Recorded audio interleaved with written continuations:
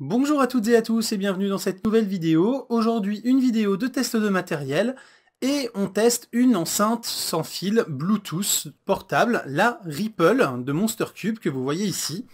Donc cette Ripple, c'est une enceinte qui est extrêmement peu chère, elle est vendue autour de 18 € sur Amazon, et le fabricant m'a proposé d'en effectuer un test et me l'a donc envoyé pour vous dire ce que j'en pensais.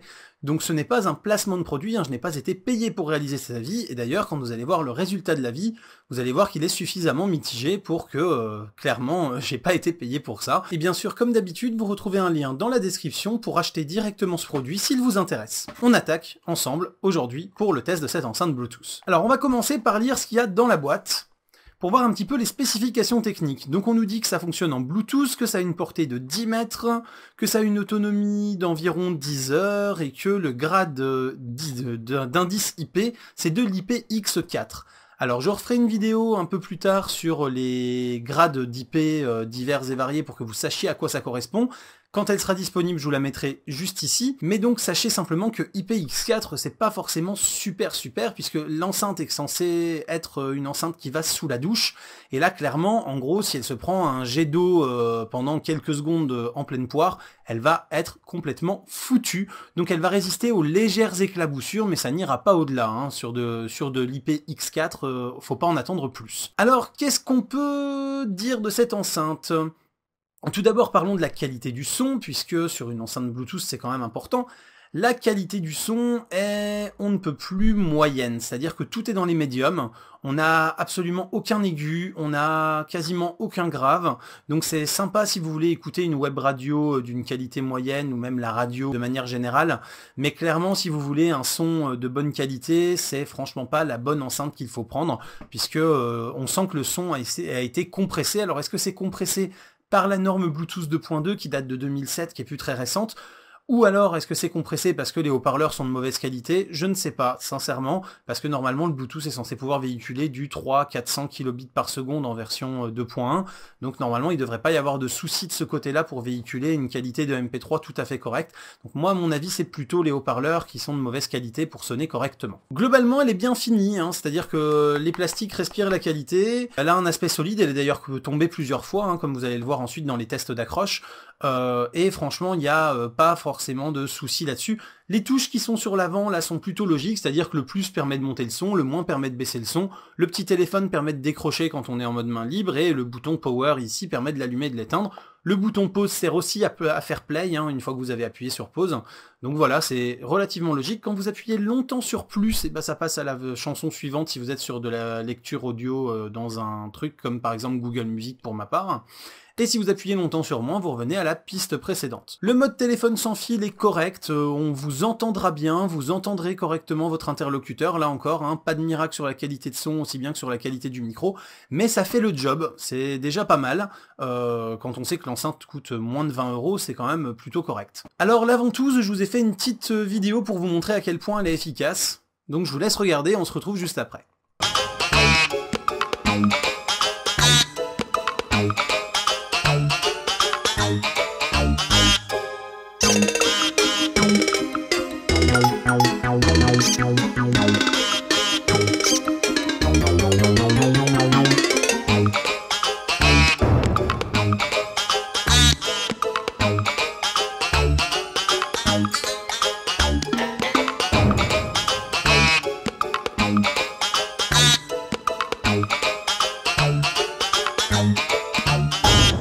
Vous voyez que clairement la ventouse laisse grandement à désirer, on est vraiment sur quelque chose d'extrêmement moyen, et qui ne s'accroche pas à grand chose, hein. Faut vraiment être sur quelque chose de très plat comme le carrelage pour que ça tienne, et encore à peine quoi. Donc, comme je vous le disais tout à l'heure, donc la norme IP4X me donne pas spécialement confiance, hein, c'est-à-dire que je ne la mettrai pas à côté d'une piscine par exemple pour avoir de la musique l'été, parce que j'aurais trop peur qu'elle se fasse submerger par une vague si quelqu'un plonge ou quoi que ce soit. IPX4 c'est clairement insuffisant pour une enceinte qui est proposée comme étant une enceinte pour aller sous la douche.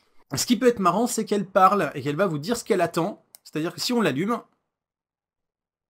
Welcome. Waiting to connect to Bluetooth device. Voilà, vous voyez, elle vous dit que elle a besoin d'être connectée sur un device Bluetooth. Et si on l'arrête, vous voyez, elle fait un petit bruit pour que vous soyez sûr qu'elle s'est bien arrêtée, en sachant qu'en plus, vous avez toujours une petite diode bleue dessus quand elle est en fonctionnement pour vous dire qu'elle est en mode allumée, quoi. Comme ça, même s'il n'y a plus de musique qui passe, vous savez qu'elle est bien allumée pour relancer de la musique. La réactivité est très bonne, c'est-à-dire que quand on appuie sur les touches, déjà on les sent bien, on sent bien le clic sur les touches. Il y a d'ailleurs un petit son, hein. On sent quand on clique, donc, et on l'entend également. Et quand on fait le clic, la transmission de l'info se fait quasi instantanément au device qui lit la musique ou le son. Donc franchement, aucun souci de ce côté-là. La puissance sonore est relativement correcte, c'est-à-dire que sur une petite pièce de 6-7 mètres carrés, 8 mètres, 9 mètres, même 10 mètres carrés, vous allez l'entendre très correctement. Ne la poussez pas à pleine puissance par contre, parce que sinon le son sature, mais avant saturation, on a quand même une bonne puissance sonore, c'est vraiment la qualité du son qui pêche, mais sinon la puissance en elle-même est plus que correcte. Au niveau de l'autonomie, j'ai pas été tout à fait aux 10 heures sur mes tests, on est plutôt autour de 7-8 heures, j'ai pas chronométré exactement, hein, mais on est en tout cas pas à l'autonomie annoncée, mais ça reste plus que correct au regard du prix du bousin.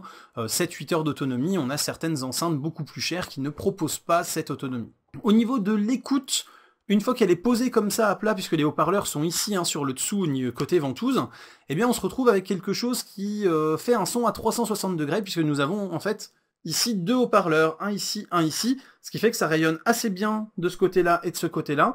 Donc on a vraiment un vrai son à 360 degrés, et quand on tourne autour de l'enceinte, on ne sent pas vraiment de différence de son, et on a un son qui se diffuse plutôt bien. Ça c'est quand même un bon point également. La portée, elle est annoncée de 10 mètres entre le device et l'enceinte. Concrètement, quand je l'avais dans la voiture avec le portable sur le siège passager, il n'y avait pas de souci, ça fonctionnait bien pour l'utiliser par exemple en kit main libre.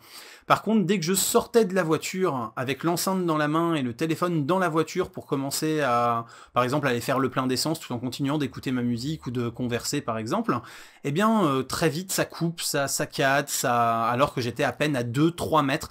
Donc clairement la portée réelle, elle est plutôt de 2 bons mètres, allez 3 mètres maxi sans obstacle. Si vous avez un obstacle en plus en métal, vous réduisez à 1 mètre, 1 mètre 50, grand maximum. Donc on n'est clairement pas à la portée maxi annoncée.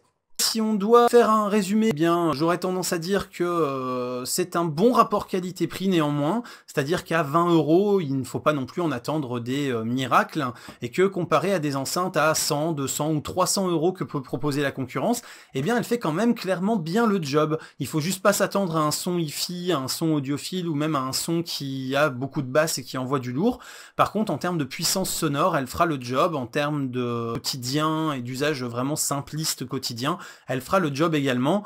Voilà, c'est juste qu'il ne faut pas attendre une super qualité audio de ce produit. Et comme on dit souvent que pour faire un test, il faut se mouiller, et pour une enceinte qui va sous la douche, c'est d'autant plus adapté, eh bien je vous laisse en compagnie du petit test que j'ai fait en la mettant sous la douche pour terminer cette vidéo.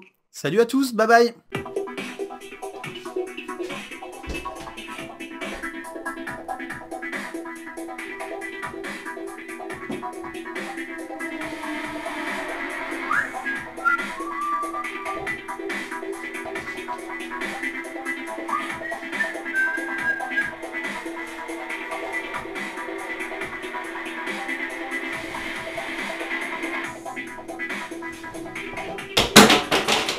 Oh merde!